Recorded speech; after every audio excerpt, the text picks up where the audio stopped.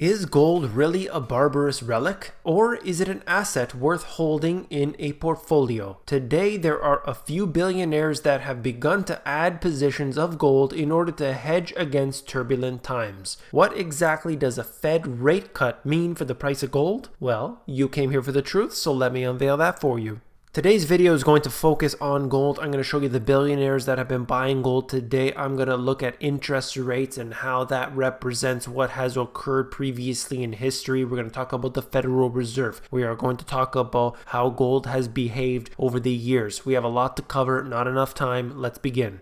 Is a Fed rate cut all but guaranteed this year thanks to low inflation? In this article, which you can read if you want to, they're going to get into some of the details about the Federal Reserve, about Jerome Powell, about how they changed what they wanted. It didn't seem like this back in 2018. Suddenly in 2019, everything is different. We are looking here specifically at what has happened, but I want to show you the billionaires that are buying gold today.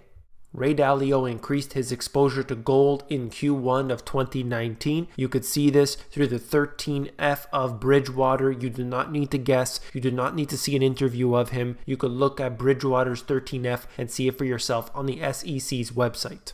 Bond King Jeffrey Gundlach, I am certainly long gold. He's just one more billionaire added into the list. On top of that, Paul Tudor Jones says that the Fed rate cuts are coming, and this is what investors should do. If you look at the second bullet point, it says he recommends bets on rates, gold, and stocks, and against the US dollar. Both Gundlach and Jones have said specifically that you're betting against the US dollar in this case. Gold's dimming supply prospects have caught the eye of one billionaire, that is Sam Zell. For the first time in my life, I bought gold because it is a good hedge. Supply is shrinking, and that is going to have a positive impact on the price. So he's doing this for a different reason, but ultimately for those looking at gold, you have two things that you should be looking at. The actual supply and demand fundamentals, as well as the fact that gold is often used as a hedge against people's concern. The amount of capital being put into new gold mines is almost non-existent. All of the money is being used to buy up rivals. So this is something that you should be focusing on if you want to know. Don't look at price targets. Don't look at all these things that you see out there, why gold is going to be 50,000, why gold is going to be 100,000. You need to look at what is actually important because you never know what's going to happen in the future. You cannot determine the price of gold at a future date. You cannot determine the price of Amazon stock in a future date. Doesn't matter how many analysts say so. It doesn't matter. Everything seems to change very fast. And you see these analysts changing all of their numbers. As soon as things start to turn sour, they very quickly change all of their pricing targets. So their validity is very, very minimal. This is just some more detail about Paul Tudor Jones and what he said about gold, saying that if the price can break through $1,400, it would push to $1,700 an ounce rather quickly. He mentions the trade issues. He's talking about tariffs in here, saying that globalization and trade are expanding for 75 years, and all of a sudden everything came to a halt. That's what he's talking about in this case and why that is bullish for gold. Okay, so here you can see the gold price over the years. We're going back to 1970 up until the present day, seeing how this has accelerated throughout the years. Of course, you can zoom in a little bit closer and get some more detail as to what occurred. You know the previous bull market, everything that happened with that leading up to 1980, but I wanted to focus on something that often many people ignore. But first I wanted to touch on the Fed funds rate.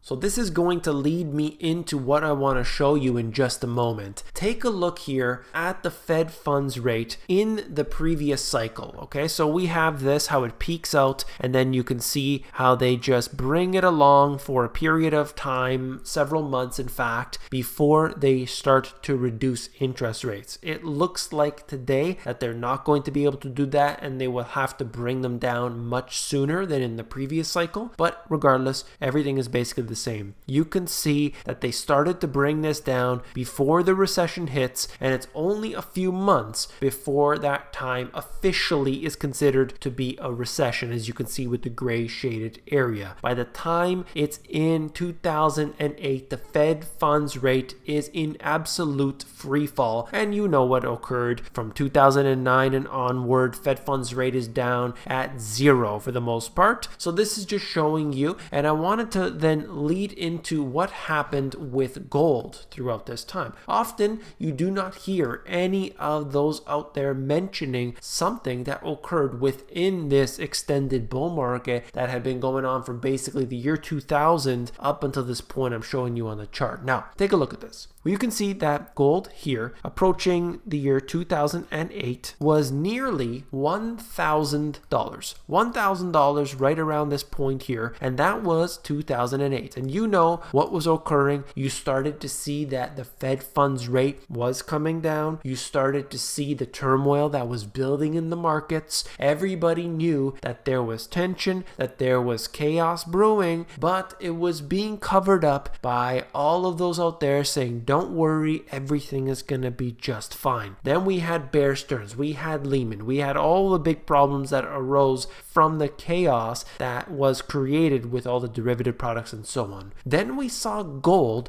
falling. In fact, it fell to this point here, which looks like about 720. So this is a significant decline if you think about this in a short period of time, relatively short period of time, and you have to understand what this means. Before going on this massive surge up until nearly $2,000, I think it was 1,900 or so. So at this point here, it actually fell. And throughout this period, it was very questionable as to the future of gold for those who weren't interested in it in the first place. They were thinking, wow, this is a terrible investment. Look, you made such a big mistake buying gold at $1,000 because now it's 720. Well, things took a little while to get sorted out. Basically, it peaked out at the beginning of 2008, fell down in about October or so to 720. But as soon as those failures started happening and things really got crazy, gold continued its upward swing for several years at this point.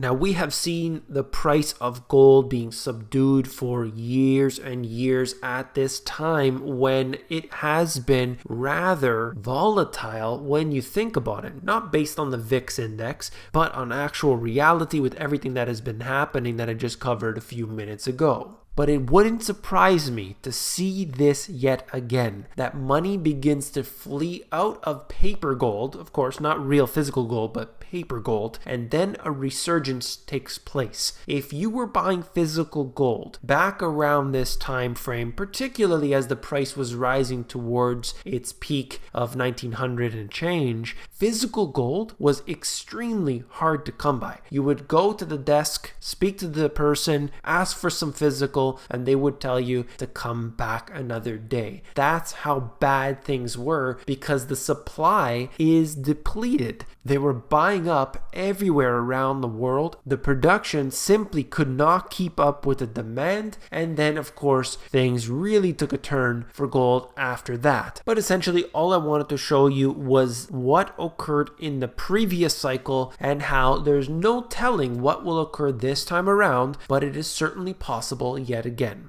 I just wanted to touch on this point here. Looking back in March of 2008, Bear Stearns collapses, sold to JP Morgan Chase. I wanted to make it very clear what we could see in the future. Think about what occurred in this instance here. Bear Stearns fails and JP Morgan comes in and buys it for $2 a share. Just previous to that, the shares were worth so much more. In fact, they bought them at a 93% discount. Every cycle, we see the same things. There is a consolidation of money and power. The next crash will be no different. This happens over and over. It's a repeating cycle, and nobody seems to understand it because it happens asynchronously. These behaviors are not ever going to be textbook and completely predictable. That's not the way it works. These events are all taking place at these different moments. How they affect each other is very difficult to point out, but when it happens, it's those who are prepared for the worst who will fare the best. That's all for this video. If you found it informative, please give me a thumbs up. When you give me a like on this video, you're supporting me and the truth, so I do appreciate that very much. If you want the financial education you were not taught in school, these two books have everything you need from top to bottom, A to Z. You can get all the details at the link in the description. If you want the audiobook, that's available at themoneygps.com. I have been asked countless times over the years, what do you think about precious metals, gold, silver? What about the ratio? What about this and that? Well, I made a video which you should check out. Click on it and I will see you there.